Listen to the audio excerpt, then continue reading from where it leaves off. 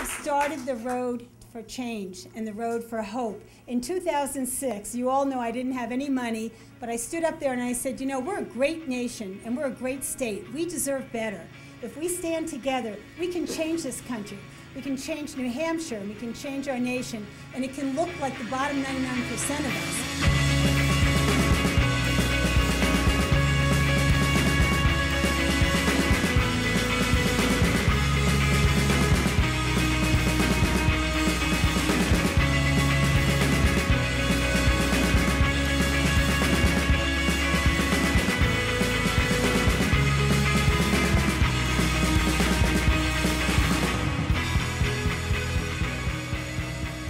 I first met her at a local event in our community, and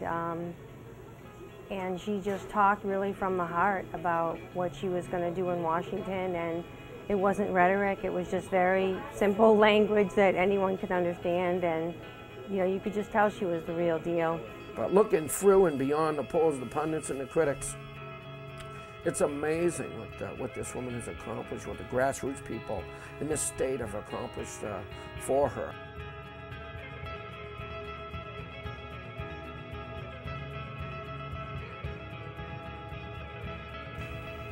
I thank you ever so much, and I know the firefighters here thank you as well, because you are truly concerned about the other 99% of us. The whole key to her victory is just everybody at the grassroots level pitching in whatever way that they can. That's the way we're going to win this.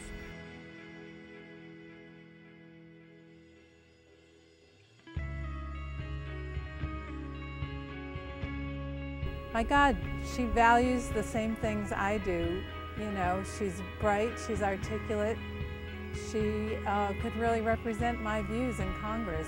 I think people need to realize that one of Carol's strengths is that she doesn't take money from big corporations, and that all of us are being represented by her. I mean, it's the kind of theme of her campaign for the rest of us.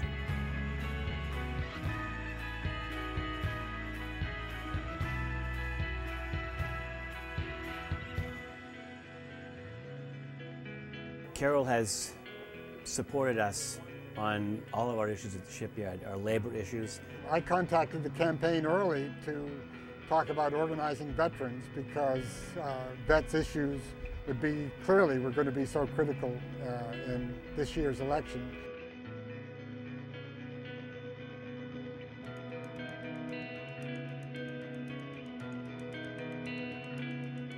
Carol Shea-Porter and her office staff assisted me with getting a replacement knee for my service-connected knee injury. She was an amazing person and did more than I can possibly imagine to help me restore my quality of life. If it's about the economy, Carol Shea-Porter understands it. If it's about health care, Carol Shea-Porter understands it. If it's about educating our kids, Carol Shea-Porter understands it. If it's about our military and supporting our veterans, Carol Shea-Porter understands it. By the primary, I just could tell that people were really getting excited, and they just knew Carol was listening to them and voicing their concerns. Imagine our children and our grandchildren, and when they pick up the history books and they read about the autumn of 2008, and they read about the great troubles that we had, and we read about our loss of our reputation, they read about the torture stuff, they read about the war in Iraq, they read about the greed and the avarice on Wall Street. And then what do they read? What will they see?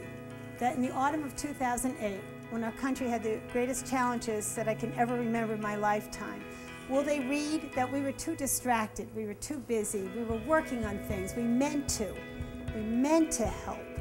Or will they read that America stood up and the bottom 99% said no more, and they took their country back?